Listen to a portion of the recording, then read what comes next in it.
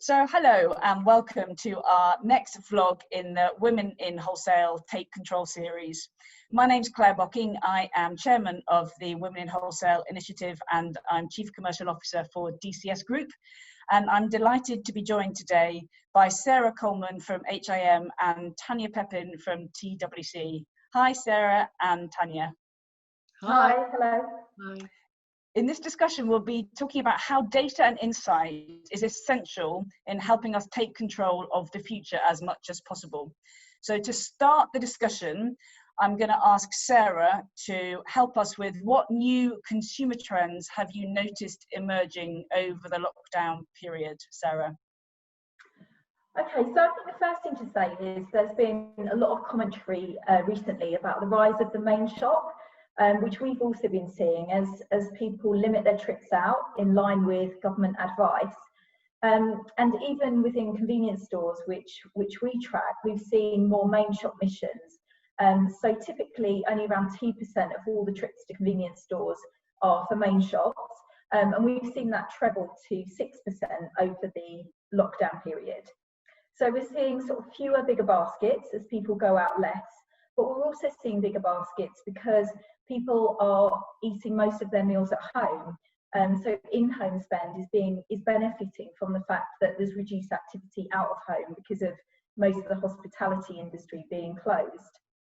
So convenience stores have been one of the beneficiaries of lockdown in that sense, as people are staying near to home and making use of their local store and obviously doing more food shopping because they're not eating out. The other mission that we've seen do well in convenience stores, particularly early in the lockdown, was the distress top-up mission. And we think that was driven by a couple of factors. One was the fact that consumers were going to do their big shop perhaps at a multiple, and they're being faced with some out of stocks when availability was an issue. So then they might be going to their convenience store to get those sort of missing items. But also I think a lot of us have sort of struggled to adjust to doing fewer bigger shops, and therefore there's also been a need to go and pop out to get kind of forgotten items as you go to prepare your evening meal. In terms of missions that we've seen decline, it's been particularly food to go. So as people stay home, they're not travelling, and also the prevalence of working from home at the moment means that that particular mission has really struggled. And I think the other thing to say is, as a result of these changes in shopping missions, the categories that shoppers are purchasing have also changed. So we've seen chilled dairy and wrap bakery doing particularly well, and we've seen a fall in the more traditional impulse categories as well as food to go. Great, thank you. Tanya, what impact are these changes having in wholesale, have you seen? Well, I think it's a game of two different stories really in wholesale. I mean, it is worth pointing out at the outset that food service is currently decimated for most. So from the TWC soundbite series we've done, you know, food service operators have told us that they're kind of facing 70% less turnover than normal. So it's not a straightforward story. On the cash and carry side, I think it is a totally different situation, and clearly the stuff that Sarah's talking about in terms of changing consumer behaviour obviously is flowing through into wholesale. So an IRI stat that I found was that this year versus last year, retail grocery is currently selling at £3.4 billion higher. So clearly not all of that, but a proportion of that is coming through into wholesale cash and carry. What that means in practice, actually, in simple terms, in the data that I look at, I've seen that trolleys, we call it trolley spend, not basket spend in wholesale. So trolley size is about 25% up, but number of visits, so retailers calling on depot, and this will be coloured by less caterers and on-trade operators calling, but visits is down by 15%. So actually, you know, quite similar really, I would imagine, to what we're seeing in retail data. Lovely, thank you. So Sarah, you briefly mentioned in your opening comments, are we seeing a significantly different profile of shopper too currently? Yeah, I mean, the current dynamics are affecting the shopper. So one big factor is, according to our Channel Pulse data, around 60 to 65% of consumers are currently working from home, whereas ONS data for 2019 showed that last year it was around 14%. So that massive swing is significantly impacting food to go, and also stores that are reliant on trade from office workers, for instance. Another effect that we're seeing is that with more working from home, more men are going shopping. So typically we'd see a profile about 45% male to 55% female, but that's currently increased to 52% male shoppers. And some categories benefit from this, and others don't. So if we think about beer, for instance, perhaps a bit of a stereotypical example, but brewing businesses are clearly currently suffering on the on-trade with no business whatsoever going through that channel, but they're seeing an uplift on the grocery side, and that category in particular is benefiting from the fact that more male shoppers are in store, because they're more likely to pick up beer when they go grocery shopping. Another factor is that at the moment we're being encouraged to shop alone, so there's far fewer kids going shopping with parents, so there's less pester power, and that's affecting the categories that perhaps get picked up more impulsively in store. And another key thing is that we've seen a significant change in the channels chosen. I'm sure you've seen loads of statistics recently about the rise of online grocery. I read recently that it's grown more in the last 12 weeks than it had done for 5 years previously. So this also changes the way that we shop, because generally people are less impulsive online. It's conducted in a more sort of planned fashion. So all of these factors are kind of affecting the sort of shopper profile that we're seeing. Thank you. Tanya, from your data analysis, what noticeable differences are you seeing in purchasing behaviours by category or by store type? So, I mean, clearly there's the food service retail mix, which has an impact, but actually from a wholesale transaction point of view, I can only talk approximates here, but across the whole of impulse, we've seen about a 5-point drop in volume, and that varies then dramatically by subcategory within impulse, so confectionery, crisps and snacks, etc. Soft drinks will vary, but definite increases in take-home consumption packs on soft drinks in particular. Edible grocery and wines are about 40 points up, and then yeah, playing to Sarah's point, which feeds in exactly, so we're seeing lagers, LADs, beers and lagers, etc., at about plus, well, in excess of 100% up. So that for me is a combination actually of, and this is guesswork, but changing shopper profile, good weather, people not having to travel the next day. So I think it's a number of factors, and obviously the closure of on-trade as well, so people are consuming more at home, as Sarah said earlier, but massive growth in that particular category. Sarah, following these trends through then over the next few months, what could the future look like, and how do we need to respond and adapt, bearing those considerations in mind? Well, I think the key thing at the moment is we've long talked about experience in retail, but we were sort of referring to creating theatre and excitement with sampling and disruptive advertising and in-store displays. And currently, experience, when we talk about experience, we're very much talking about safety and how we can encourage shoppers back into the stores by assuring them that it's a safe environment, by offering hand sanitizer and implementing social distancing measures.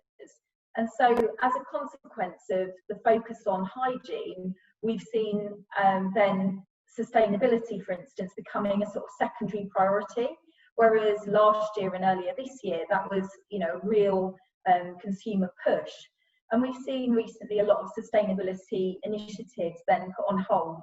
So things like deposit return schemes and charging for plastic bags, which is currently being waived for online grocery. Also things like getting a reduction when you use a reusable cup in a cafe, currently not permitted because they don't want to use your cup.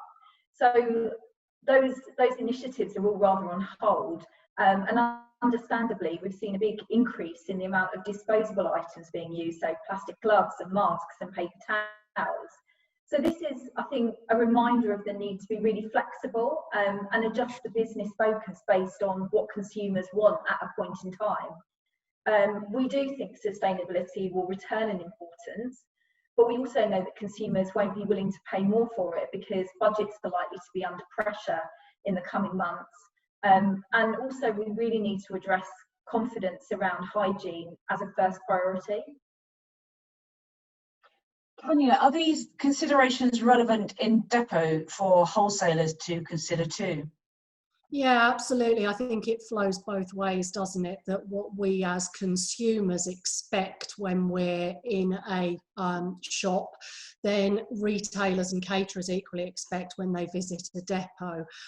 Just adding to that, I mean, there were some interesting facts. We've just commissioned some research across retailers and consumers, and what our research said that was 60% of customers would stop using a store if it had lower hygiene standards and wasn't following safe practices to the same level as other stores around it. So that is a pretty important factor going forward in terms of just ensuring that you've got customer safety and security front of mind, whether that's retailers shopping depot or consumers shopping shops. I think the same thing absolutely applies.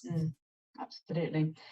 Tanya, from the data you've been working with recently, what final thoughts can you share with the Women in Wholesale audience that may help their thinking and planning moving forward? So for me, something I'm pretty passionate about at the moment is that this has been wholesale convenience's moment. Convenience retail really is, or the local shop is currently front of mind, and it's how it maintains that position going forward. I am absolutely certain that the retail multiples are now investing hard. Convenience kind of had that nimbleness, that first mover advantage, that it could respond quickly. It was genuinely prioritising deliveries to the truly vulnerable rather than just opening up slots to anyone, and it's got a lot of credit for that, quite rightly, and it's how it retains that. So it's accepting the fact that the mults are going to catch up. I mean, I don't know if you've seen, but in the last 20 hours, Ocado has announced it's doing a £1 billion funding round. Sainsbury's has upweighted its board, and Tesco has massively invested in infrastructures to enable it to do more home deliveries. Interestingly, a Dave Lewis quote was that even if every retail malt increased its deliveries, it would still only manage to service 20% of consumer needs. So there is a huge opportunity for convenience. It just needs to grab it. Fantastic. Sarah, what are your final thoughts that can specifically help Women in Wholesale members take control? So I think the difficulty at the moment is that we're dealing with something new. So I saw a chart recently showing usage of the word unprecedented, and you can imagine the shape of that curve. Never heard that word used so much, and it means very little about the future is certain. And so I think that naturally makes us feel very much out of control.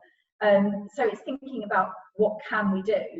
And I think we can look at the past and see what happened, for example, when we were last in a recession, because I think in the next few months we can expect consumers to adopt some of the same behaviours like price checking and cutting back on discretionary spending. But coronavirus has added another layer of complexity to forecasting the future, like how comfortable consumers are going to be about going back to restaurants and bars. So it's not just about whether they can afford to do these things, although that's obviously a really key consideration as well. But that said, we've identified some legacy behaviours, so cooking more at home and cooking more from scratch. Consumers will have benefited from the money that they've saved on not going out, and also upskilled in terms of cooking ability, so they're likely to stick with some of those behaviours. We also expect online grocery to continue to be more important, because lockdown has introduced this service to some new customers, people who haven't used it before, and that's got them over a barrier, and it's quite likely that they're going to continue to rely on that service going forwards.